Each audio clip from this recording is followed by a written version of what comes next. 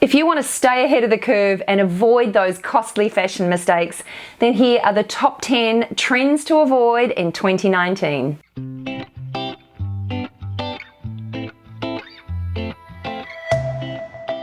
Hi, I'm Leonie and welcome back to my channel. Now, I know these types of videos can be extremely polarizing because what fits and works for someone in terms of fashion may not work for someone else. And fashion, after all, is a very individual thing. But I've picked out these particular fashion trends to avoid for the following reasons. Firstly, because they are quite tricky trends for most of us to navigate. Now, I'm not saying all of us, but most of us will find these trends quite tricky to incorporate into our everyday wardrobes. Now, secondly, these pieces are generally here for a good time and not a long time. So you'll buy them, they'll sit in your wardrobe, you won't get as much wear as you would like to out of them, and then they will disappear as quickly as they arrived. Now, if you love any of these trends that I mentioned, then that's great news. Please wear them and enjoy them. But I did want to highlight a number of trends that I think are not worth investing in 2019.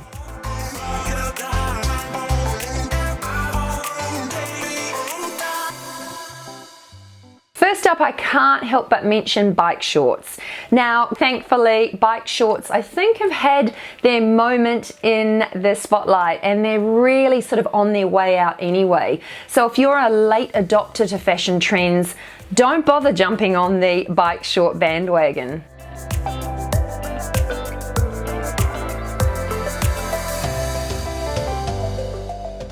The next trend to avoid is neon. Now, we all know that neon is not for the faint-hearted, and for that reason, it is a very difficult trend to incorporate into your wardrobe, and it is quite a hard trend to wear. I also think the problem with neon pieces is that they make such a vibrant statement whenever you wear them that it's really obvious if you're recycling a piece and wearing it often. So for that reason, you don't tend to wear those pieces often. So therefore you don't get the bang for your buck when you're buying something in neon. So for that reason, I think you should avoid this trend at all cost.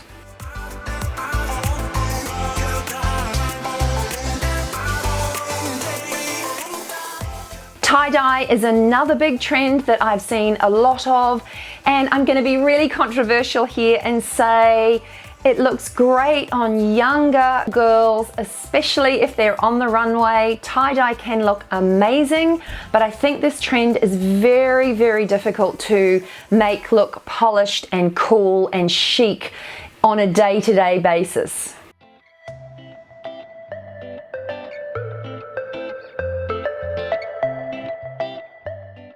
Now, don't get me wrong, I love a gorgeous slip dress. I think they work incredibly well in any wardrobe.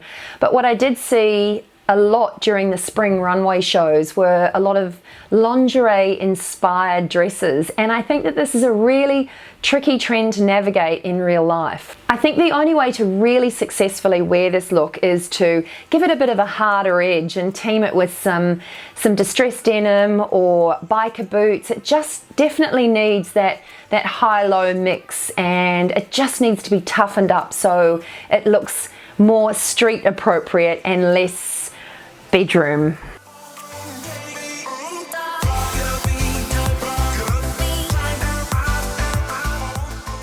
The other trend to avoid is anything plastic and see-through.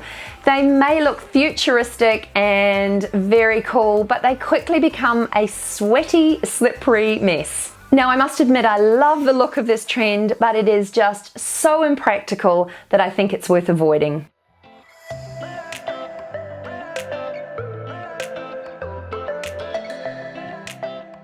Teeny tiny shades may look super cool, but it's a trend that I promise you is not here to stay for long. Besides, they don't offer any real sun protection, so I think you should avoid this one at all costs too.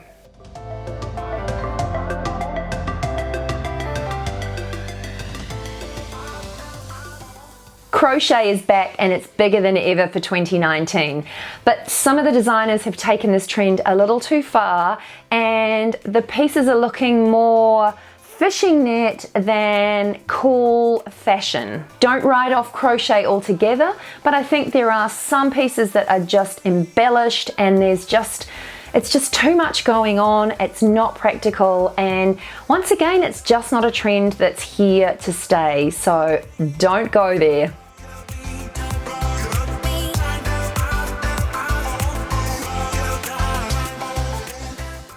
Yellow is a big color and a big trend for 2019, so you can expect to see lots and lots of yellow in the stores. Now, I'm not saying to avoid this trend altogether, I'm just saying to proceed with caution. A little bit like the traffic light, just proceed with caution because it is a difficult shade for most of us to actually wear and wear well. And please let me know in the comments below, do you guys wear yellow? Do you enjoy yellow? Have you ever done what I've done and bought yellow pieces only to put them on and never wear them because they just haven't felt great on? I would love to hear your experience of wearing yellow in the comments below.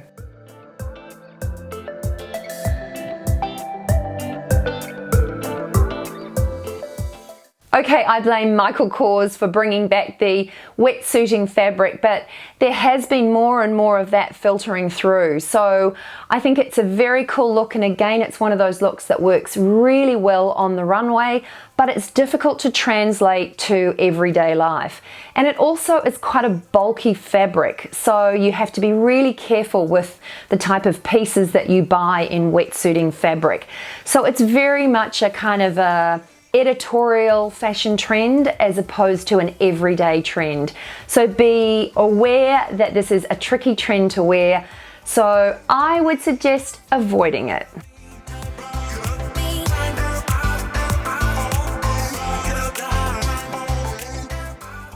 It seemed like so many fashion designers were freeing the nipple and sending models down the runway in top to toe sheer outfits. Now, don't get me wrong, this can be a really sexy look, but it's also a look that does require a little bit of effort to pull it together and make it look chic and modern and stylish. I think sheer pieces can work really well in your wardrobe as layering pieces, and sheer long sleeve tops can work well worn with a t-shirt or a dress over the top.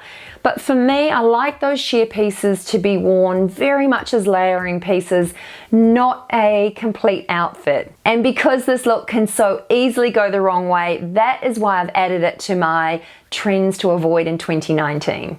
Anyway, that's it from me today. I hope you enjoyed this video. If you did, I would love you to give it a thumbs up. It means the world to me. And please subscribe to my channel for more. I look forward to seeing you in the next one. Bye for now.